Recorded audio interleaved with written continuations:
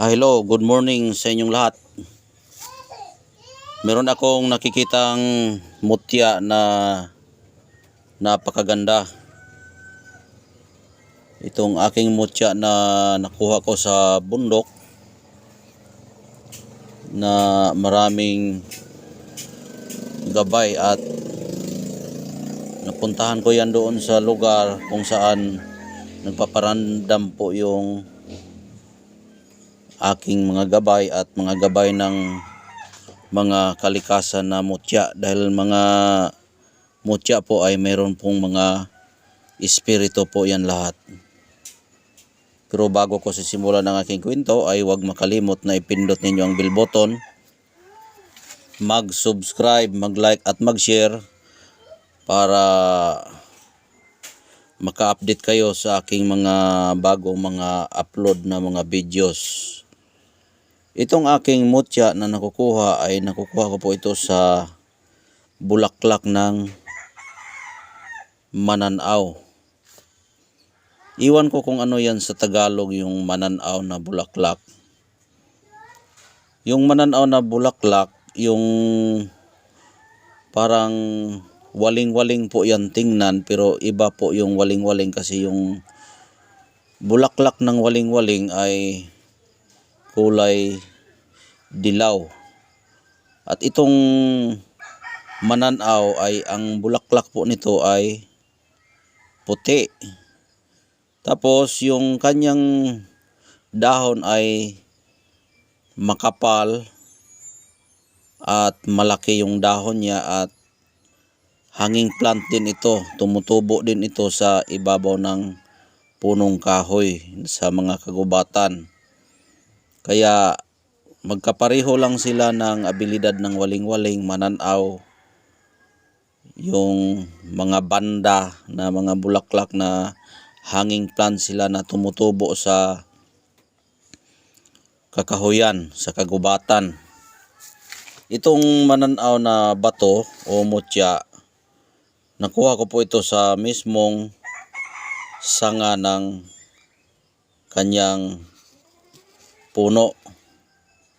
Ito, yung mananaw, yung dahon niya, meron po yung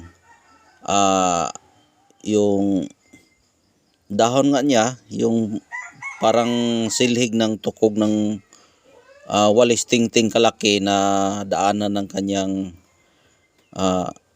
bulaklak. Diyan po yan siya nakasingit. Ito, nakasingit po yan doon. Ito, at nakadikit po yan sa singit ng kasing laki ng walis tingting.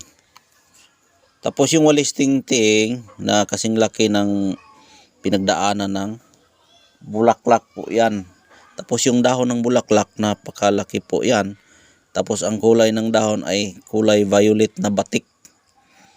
Kulay violet na batik yung dahon ng mananaw. Tapos yung kanyang bulaklak ay puti. Tapos may tumutubo po yung kasing laki ng ganito kalaki, oh. Ganito kalaki yung yung kanyang pinagtutubuan ng bulaklak. Tapos yung dahon niya, pag ganon, malaki talaga yung dahon, malaki talaga ganon. Tapos ang kulay, batik-batik na violet. Tapos nakasingit po yan doon, ganyan.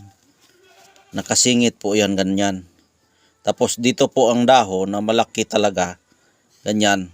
Nakasabit yan doon at tinanggal ko yan. Tapos ito po yung dinaanan ng mga bulaklak na kulay puti. Pero ito ini-instruct ko lang para makaintindi kayo kung ano ang aking paraan at paano ko ito nakuha. Ito po yung parang kahoy niya na dinaanan ng kanyang bulaklak, dito tumutubo. Tapos yung dahon niya malaki, ganyan kalaki talaga, ganyan. Malaki talaga yung dahon, ganyan. Malaki.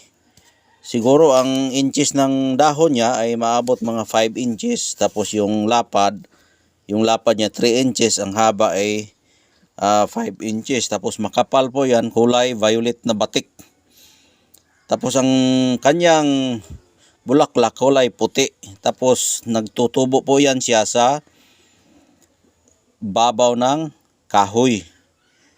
Yung minsan sa yung patay na kahoy, minsan sa buhay rin na kahoy, depende sa lugar na kanyang pinagtutubuan, may buhay, may patay na pinagtutubuan nila. Tapos ito ang aking nakikita na nakasabit siya ganon siya. Tapos dito po yung dahon na malaki. Tapos nanguha kasi ako ng bulaklak na aming gagamiting pang decorative, dahil nga kapag makakita ako ng bulaklak sa bukid, alam ko namang bawal po yan na kukunin sa DNR, pero lupa namin dyan sa bukid, merong bulaklak dyan na wild plant na pwede nating kukunin na ipang decorate lang sa ating bahay, na gagamitin lang, wag natin ibenta kasi mahuli tayo niyan. Ang pangalan po ng bulaklak niyan ay mananaw sa amin. Mananaw po ang pangalan sa amin. Kaya ito po ang kanyang mutya. Yan. O yan po ang mutya niya.